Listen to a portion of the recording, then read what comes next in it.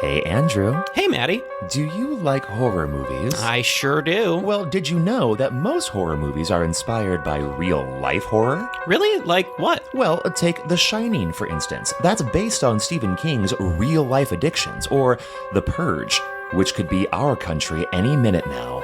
Oh, and The Strangers, which is based on a real-life murder. People should be talking about these things. Hey, guys. Oh, hey, Producer Michael. Hi. Well, I hate to break it to you, but somebody already is. It's you. That's right. We are Friday the 13th, the podcast where we talk about horror in real life and horror in media, all from an LGBTQ perspective. Because we gay, y'all. We are proud members of the Legion Podcast Network, and we can be found on iTunes, SoundCloud, Stitcher, or wherever your favorite podcasts are found. And follow us on Facebook, Twitter, and Instagram. Come along with us on this crazy journey, and as always, Get slayed.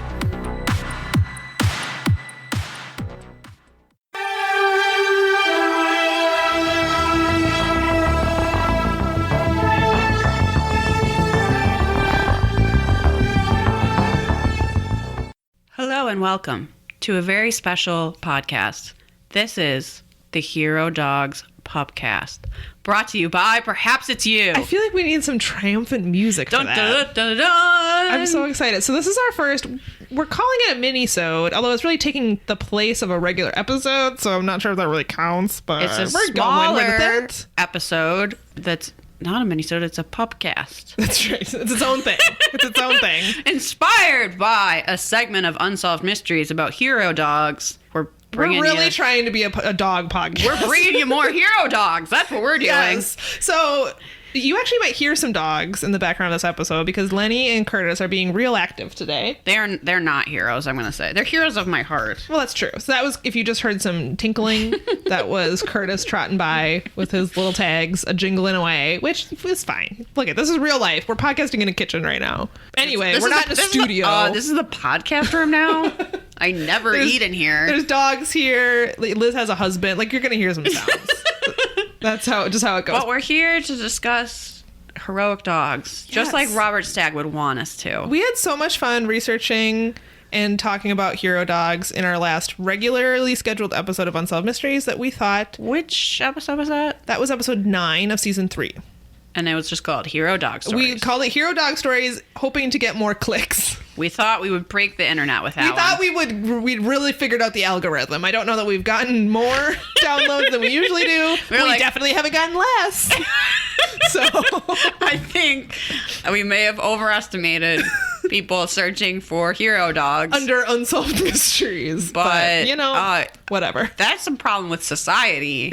And not a problem with us, because people should absolutely be searching for that. All the time, every day. Yeah. Every second of every Hero day. Dogs. Hero Dogs. Yeah, so Hero Dogs. we decided to talk about, we each picked 2 stories. Do you want me to start? Yes, I would. Okay. Thank you. That's Samantha, by the way. I'm Liz. Oh, yeah, we haven't even introduced ourselves. I hope this is not the very first episode of something we've done that you've listened you to. tuned in wanting us to talk about Unsolved Mysteries and we're talking about dogs? Yeah, this is Very usually weird. an Unsolved Mysteries rewatch podcast. But Remember that time we talked about Bar Rescue, that show on Spike? yeah, that made sense within the context of our podcast. You have to listen to the podcast to understand.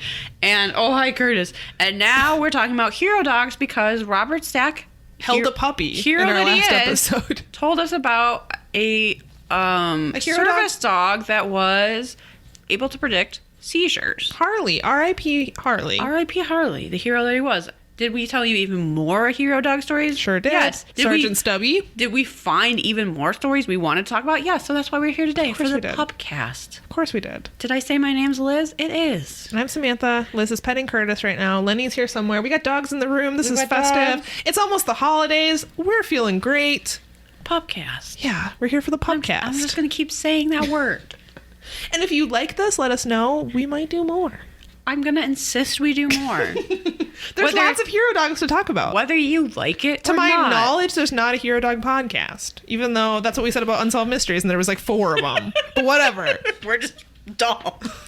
We're just bad at finding podcasts, I think. I guess. Okay, so I picked the Victory Dogs. Have you heard of this? No. So This is another great thing about this topic is that I know nothing about it, so every story delights me.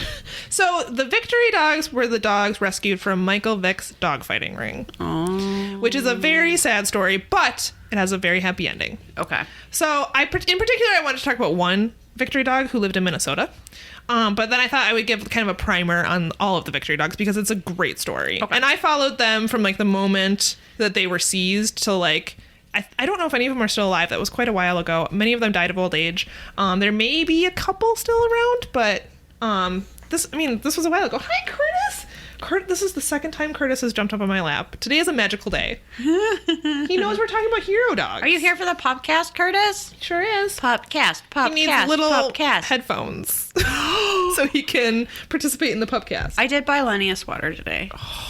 He's gonna hate it. You better post a photo on our He's gonna hate social it medias. so much. Okay, so I took a lot of this information from bestfriends.org, which is an animal sanctuary, I believe, in Utah. This is what Best Friends has to say. Though bred to compete in the fighting ring, the dogs rescued from the property of professional football player Michael Vick went on to become champions of resiliency. Their astonishing courage proved that there's no such thing as too damaged or beyond hope, and that no dog is inherently vicious, no matter the breed or the background.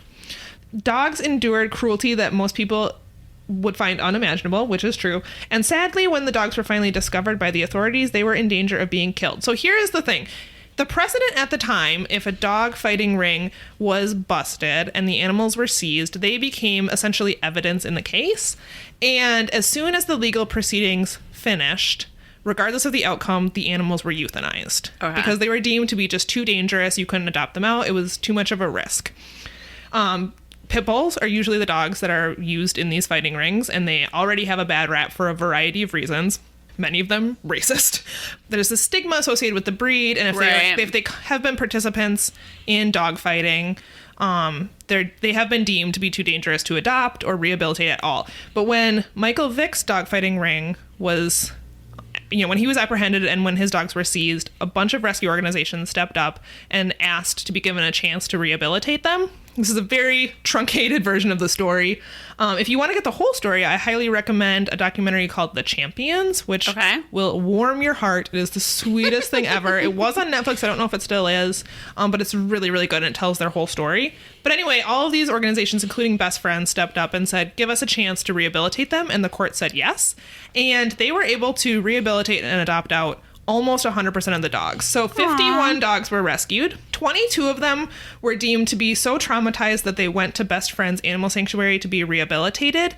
And only 2 of the dogs, they had to work pretty hard to get them to trust people again and to be social with other animals. But in the end, only 2 were ordered by the courts to remain at the sanctuary for the rest of their lives.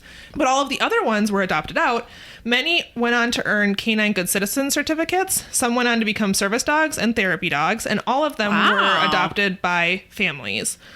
And the one I wanted to talk about was Hector, because Hector came to Minnesota. So Hector the pit bull was rehabilitated by a different organization, not Best Friends, but he was adopted by Rue Yori and Clara Yori.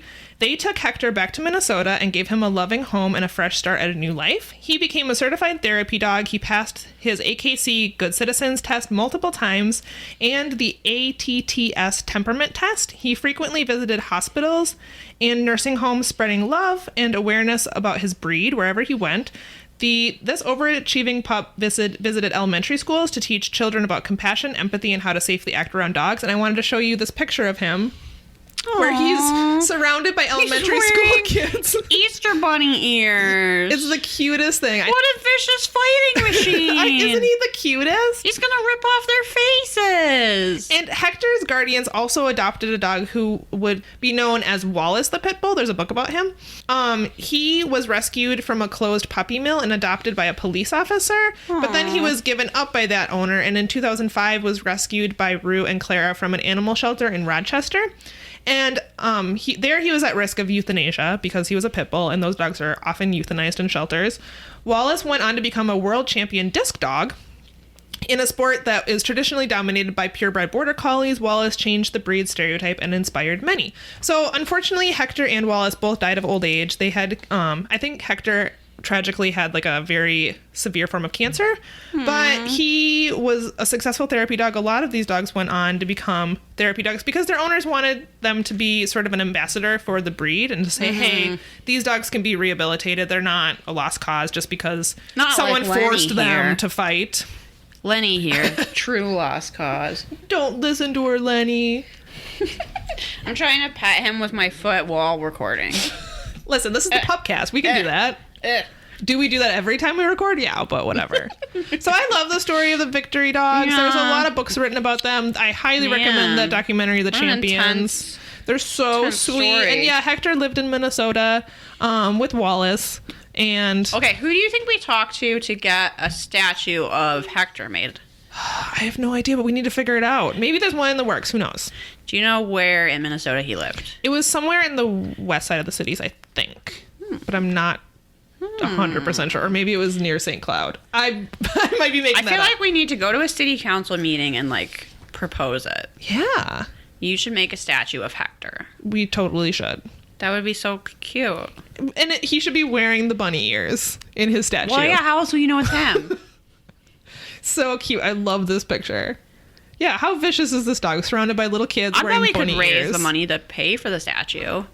That we should. That would be great. We just need the city permission to put it up. Yeah, let's do it. I'm probably like unleashing some horrible can of worms that I don't even know. All right, do you want to go next, or do you want me to do another one? Samantha, tell me his tale. Spin me a yarn, Samantha. Okay, so the next dog I picked is not very obscure at all. I picked Balto. Are you shaking your head like you don't know who Balto is? I don't know who Oh my Balto god, is. you and my husband. My husband also doesn't know who Balto is. It sounds like no one Are you knows who he is fucking kidding me? except you. You never watched the animated movie Balto? Okay, we're not friends anymore. I've never heard of that in my life. Oh, go watch Numbers. Okay, so I'm. It's so hard for me to believe that anyone doesn't know the story of Balto. So this is great. I'm glad I picked him. I don't know anything about this topic. Every story is a new delight. Okay, so in January 1925, doctors realized that a potentially deadly diphtheria epidemic was poised to sweep through Nome, Alaska's young people. The only serum that could stop the outbreak was in Anchorage, Alaska. The engine of the only aircraft that could quickly deliver the medicine was frozen and would not start.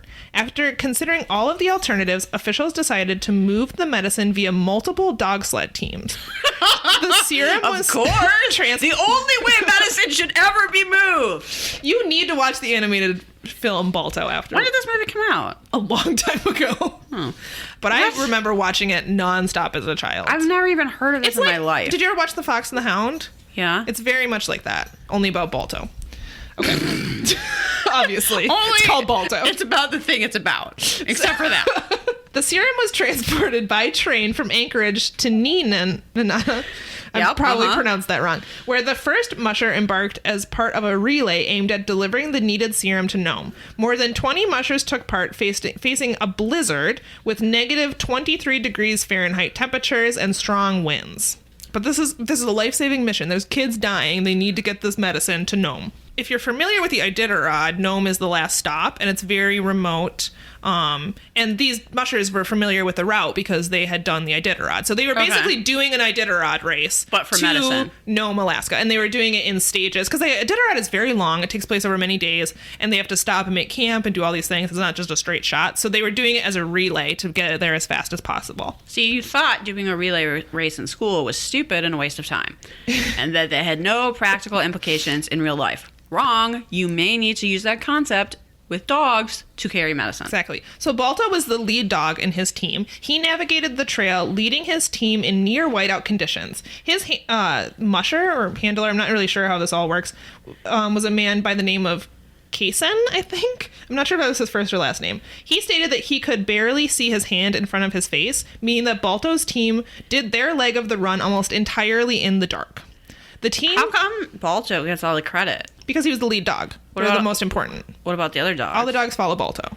I don't know anything about dog sledding, but I think the lead dog... What are their is names? How many are there? Balto's friends. I don't know. They were heroic too. Not to take anything away from them, but Balto's the most important. I like that you were so mad I had never heard of Balto. There's all these other dogs. No one knows the name of every dog on the team. Everyone knows Balto. No, clearly not, because neither me nor Travis have any idea what you're talking about. All of our listeners are shaking their heads at you. No, you are outvoted right now. Lenny, have you ever heard of Balto? Of course he hasn't. He's a dog. Thanks for pointing that out to me. What? Oh, God. He's not putting the Balto VHS. Wait, it was old enough that it came out on VHS? It's like, I told you I watched as a child. How young do you think I am? Young. Too young. That's how young I think you are. I still have my Balto VHS. I'm surprised you watched anything on VHS. I watched a lot. I'm sure my mom still has my Balto VHS. What about All Dogs Go to Heaven? I have that on VHS 100%. Oh, well, we did too. Just checking. Okay. So... Did I make my grandfather, who was a minister, watch that movie with me as a child? He was not pleased. Not happy about All Dogs Go to Heaven. Okay, so Balto and his team reached the end of their leg, and the team that was supposed to compete the final leg and take over for them were asleep when they arrived. So Kaysen made the decision to take over the final leg and to continue on. And on February 2nd, 1925... Oh, his first name was Who the fuck were these Gunnar. dogs that were just asleep? The handler was asleep. I'm assuming the dogs were also asleep. It was the middle of the night. And they couldn't be woken up due to sleeping powder. Kaysen drove his team, led by Balto, into Nome, bringing the much-needed serum and saving many lives. In Nome, everyone wanted to thank Kaysen at first, but he suggested giving the fame to Balto. So there is some controversy because... Oh, of course. The longest and most hazardous stretch of the run was actually covered by another Norwegian musher named Leonard Sepala and his dog team, who was led by a dog named Togo. And I had never heard of Togo before. Balto gets all the credit historically. Oh. I'm sorry, you've never heard of Togo? I mean, I'm going to cut you. I think we've all heard of Togo, right, listeners? Yeah, we knew the dog that did the hardest part. That stupid Balto. I mean, it doesn't sound like any of it was easy, but yeah, Togo did do the hardest part. Togo, a dog I'd totally heard of before, and my favorite hero dog, Togo, who I totally knew about. Togo was the star dog for Leonard even before the great 1925 serum run. Instead of celebrating the triumph together as one huge team, many became jealous of the publicity Balto received, especially from President Calvin Coolidge and the press. There's just a lot of things about how they didn't go to ceremonies together. President Coolidge. And then Balto's story What a has fuck face. sort of a sad, turn, Samantha, but then a no. happy ending. So Samantha, no. Balto was neutered at a young age, so he wasn't able to be bred. So somehow he and the rest of his, or a lot of his teammates, ended up being sold to the highest bidder and ended up at a small novelty museum and freak show in Los Angeles. They were neglected. It was not great. But then while he was visiting Los Angeles, George Kimball, a former prize fighter turned businessman from Cleveland, was shocked to discover the dogs were unhealthy and badly treated. Mr. Kimball worked together with the newspaper The Plain Dealer to bring Balto and his team to Cleveland, Ohio on March 19th, 1927. Balto and 6 companions were brought to Cleveland and given a hero's welcome in a triumphant parade. The dogs were then taken to the Brookside Zoo, where they lived a happy rest of their lives. Oh, that's nice. So, yeah, I love the story of Balto. And I wanted to talk about it because it's one of my favorite childhood movies. And I just thought everyone knew about Balto. But yeah, my husband didn't. Wait, why were you going to tell me about it if you thought I already knew? Because I wanted to talk about it with our listeners. I figured you knew it, but apparently I was wrong. Yeah, you were real wrong. And you should feel bad. You should also get a Balto tattoo. I don't know that I love Balto that much, but... Well, all right. Okay. Maybe you could get a Togo tattoo and I'll get a Balto tattoo. I already have one. Shows what you know. All right, are you going to talk about some more hero dogs? It's right on my rump. Okay. Surprise! Twist! Everyone, did I keep chanting Pupcast? So you were like, oh, can't wait to hear all these stories about dogs. This is when things get wild. Because I have 2 stories. Things get real wild. Hold on to your seats, everybody. I hope you're sitting down, motherfuckers. Because I have 2 stories about hero bears. That's right. Our resident librarian, Megan, sent me 2 stories about motherfucking hero bears to accompany these dog hero stories, and I've never been more happy to be alive. Are you ready? I'm never been more ready. You are sitting down, which is good. That's true. Because this is going to blow your fucking mind. Okay, first story is about Wojtek, who was a Polish. He's also referred to as the soldier bear. You can see him here. This Wikipedia article. He's a lot smaller of a bear than. This is in 1942. He's smaller than that man who's standing next to him. Yep, he was from Iran. Okay. So he was a Syrian brown bear. I don't know if this picture is him as a cub or not, but he was bought as a young cub at a railway station in Iran. He was being sold there. Buy bears at a railway station. Yeah, it was bought by Polish soldiers. Who among us has been? Yeah, who among us hasn't been at a train station and you're going to pick up, like, I don't know, an egg salad sandwich to eat on the train, and then you see a bear for sale and you're like, actually, I'll get that bear. Who cares what I'll do with it or how I'll keep it from eating me. Transport it. Yeah, seems incredibly dangerous. But anyway, they bought a bear. They were the Polish 2 Corps who had just been evacuated from the Soviet Union. In order to provide rations and transportation, the bear was actually officially listed as a soldier with the rank of private and was subsequently promoted to corporal. Oh. Because it was illegal to have mascots or pets. Okay, so they had to make him a soldier. So they were like, oh, Makes no, he's not a mascot or a pet. He's a soldier. He's a goddamn soldier. And then apparently everybody went, okay.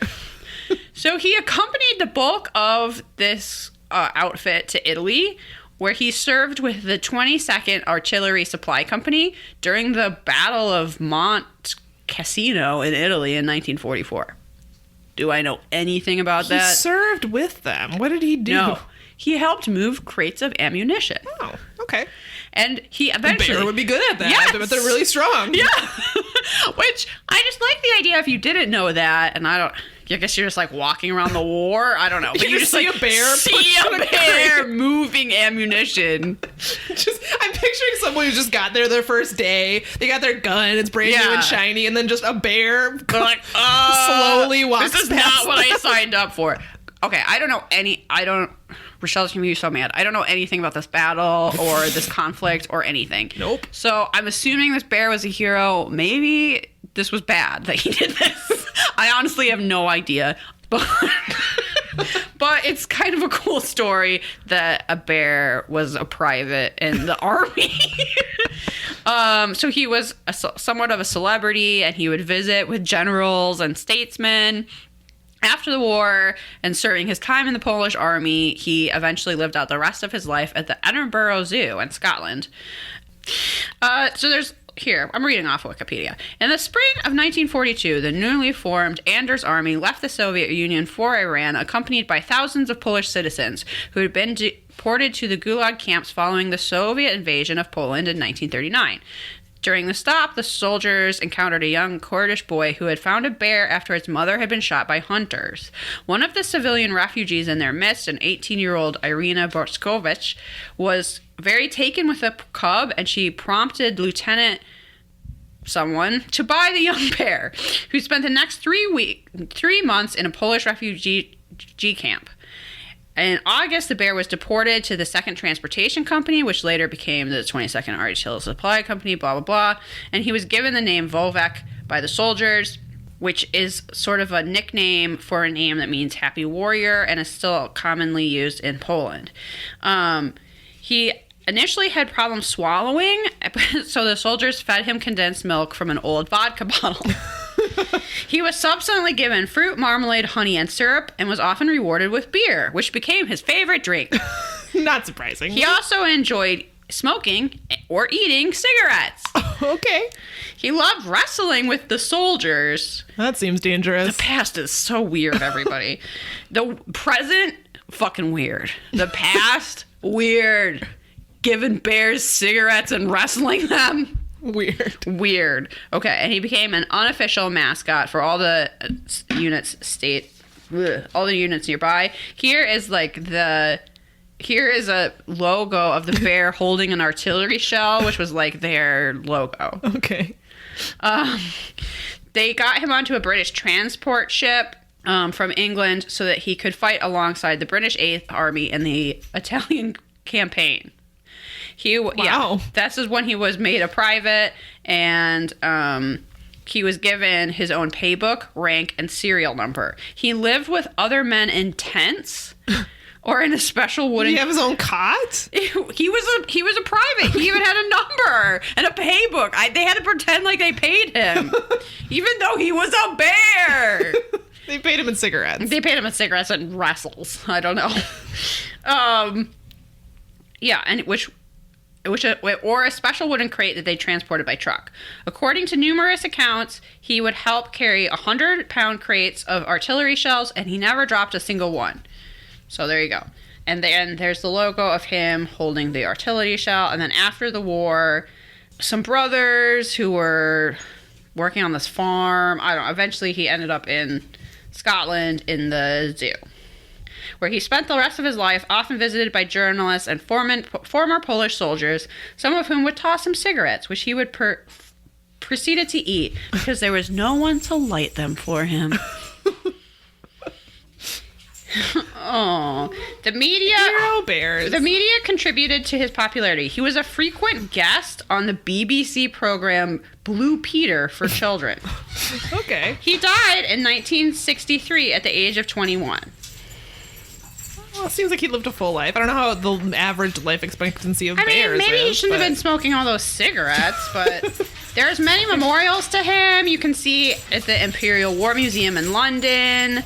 There's a wooden sculpture to him. Also, in Krakow, there's a statue to him in Jordan Park. So, as I would like, there are statues.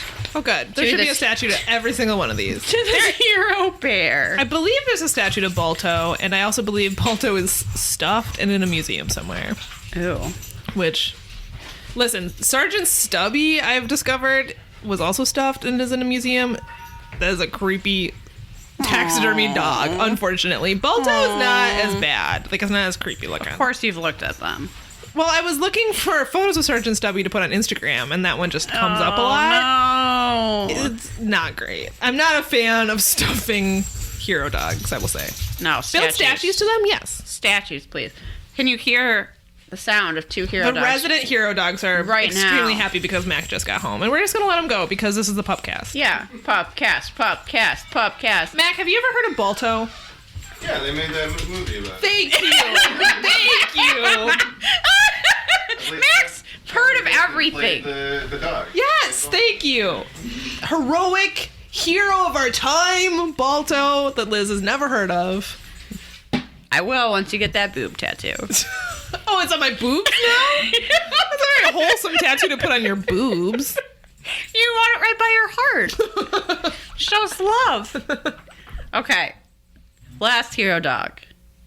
That's a bear. Last hero bear. Last hero of the Pupcast who is actually a bear. And you may have heard of him. His name is Winnie. The poo? Yes! Was based on a real bear. I was like, you're covering a cartoon. You just did! He was real! Yeah, so was this! Okay. Oh, by the way, Mac, Samantha and I hate each other now. A lot happened while you were gone. That's true. The podcast is over. Yeah, we're It's done. our last episode. Okay, so we're ending with this shit. Sorry, everyone. Yeah, Winnie was a female black bear that lived in the London Zoo from 1915 until her death in 1931. She was rescued by a cavalry veterinarian, Harry Colburn. Winnie is best remembered for inspiring the character Winnie the Pooh. Did she do anything heroic? No. Yes. So, this is an American black bear that was born in 1914. I like that they know what year a bear was born. That's funny to me. In Ontario, Canada. Okay. So, this is also just straight up from Wikipedia. Upon the outbreak of World War I in August 1914, Harry Colburn of the Fort Gary House, a Canadian cavalry regiment, volunteered his service. On 24th of August, while en route to the Canadian Army Veterinary Corps as part of the Canadian Expeditionary Force, he purchased, again, at a train stop? What? He They're purchased selling bears at train stops. all hero bears have been purchased at train stops. He bought her for $20. $20. Yep. Well, Canadian. Okay. So That was a long time ago, too. the bear's mother was probably killed in the spring of 1914 when the cub was very young. I like that they're just guessing. Oh, probably. And could easily have been socialized to humans. The name of the hunter who sold the bear was presumably provided the bear's early socialization is undocumented. Was he Christopher Robin? Yes. Colburn named the bear Winnipeg, Winnie for short, after his home city of Winnipeg. Well, Winnie accompanied him all the way to England, becoming the mascot of the CAVC, don't know what that is, and a pet to the 2nd Canadian Infantry Brigade headquarters. Before leaving for France, Colburn left Winnie at London Zoo. That's super weird. Hey, zoo, here's this bear. I got a pet bear I bought for $20. Here you go. Okay. Winnie's eventual destination was to have been a zoo in Winnipeg, but at the end of the war, Colburn decided to allow Winnie to remain at the London Zoo, where she was much loved for her playful and gentleness. Among her fans were A.A. Mills' son, Christopher Robin, Okay. who consequently changed the name of his own teddy bear from Edward the Bear, which only an English child would have such a formal bear, Edward Bear, to Winnie the Pooh, providing the inspiration for his father's stories about Winnie the Pooh. Winnipeg's skull was kept after her death. Where did the poo come from? I don't know. So just the thing that kids come up with? Yeah. I used to have a koala backpack named Bubble Loop. Okay. So that's probably where the poo came from. Yeah. There, if you want to see this bear's skull, okay, fine. Maybe this bear wasn't really that heroic. It was bought by a soldier and then lived in a zoo. Okay, but inspired And inspired Winnie the Pooh. literature. Sure, that's heroic enough. If you want to see I'll her allow it. skull, it's in the Odontological Museum. Sure. At the Royal College of Surgeons in London. And it went on display for the first time in 2015. R.I.P. Winnie. And there are several statues commemorating the bear. Oh, good. They need Yeah. statues. I was wondering This statue is at London Zoo. if Winnie, the bear who inspired Winnie the Pooh, was a female, how Winnie the Pooh, the character, became a male. But I guess it's because Edward remained a male after he was renamed. Yeah. Also, Also, he's fiction. he's fiction. And it doesn't matter. And I was like, why couldn't Winnie the Pooh be female? sexism. Well, that's true. And, Patriarchy. Which character of Winnie the Pooh is your favorite? I always liked Piglet. That makes sense to What me. was yours? Eeyore. That makes sense to me. No, my mom is an Eeyore and my dad is a Piglet. Okay. And I've never been able to choose, actually. Do you trust someone whose favorite character is Tigger? No. Wow, we have that in common. Too high energy for me. Yeah. I'm not a Tigger at all. Nope. Wow, we should probably just end it there. Not a Tigger. Max just in the other room. Was anyone's favorite character a rabbit? No. The old fuddy-duddy? Mac, who is your favorite? He's like, fuck them all. Super fond memories of any. Like, I guess Eeyore, but I liked the cartoon. I actually really liked an episode of the cartoon where Piglet goes to the land of milk and honey, and I used to watch that over and over again. So maybe Piglet. Have you seen the live action one that just came out? No. Someone at my work was trying to tell me it was super good. I was creeped out by the bear in the trailer. I kind of want to see it just because Ewan McGregor's in it. Sure. And that's good enough reason for me. And he doesn't have a mustache, unlike that Beatrix Potter movie. No way am I seeing that. Well, maybe. But I haven't seen it yet because I saw Ewan McGregor had a mustache and I went, no thank you. I do not want that in my life. Sure. Fair. I've heard those Paddington Bear movies are really good. I've heard that too. So there you go. Let us know. If you like those. Should we watch those? Also, we would like... I said that word really weird. Also, we would love to hear stories of your favorite hero dog or other hero animal. Yeah. We will probably do more of these little mini episodes about hero dogs. They're called Pupcasts, and we will. So if you have a request for a hero dog you would like us to cover, or maybe a hero cat, Yeah. there's gotta be those around there. A Hero gerbil. lizard. What? Hero sugar Hero glide. lizard? You think there's many hero lizards? I don't know. I never heard of fucking Balto. There's a lot about the universe I don't know. That's your problem. And Travis's problem. Yes, both your problems. You were outvoted until very recently. Well, obviously we give hero dogs 5 out of 5 Robert Stacks. Yeah, that's going to be the end of every one of these. Well, you know what's great? It's like that Twitter dog rates account where they give all of the dogs more than 10 out of 10. But did you read that article about that guy? No. Where he was like, my life is so hard. Sometimes I have to tweet 5 times a day. What? And that's like his job. How could my life be tweeting 5? And he has to make so much money. I know. So I shouldn't have read that article because it ruined it for me. Oh, okay. Because now I'm just picturing this guy being like, ugh, I have to tweet about dogs again. I hate being a white man. Why does the world oppress me so? If only I could come up with one more cute thing to say about a dog. Yeah, it was pretty bad. Oh my god. Lenny, do you want to say goodbye to everybody? That's the end of the Pupcast, everyone. Bye.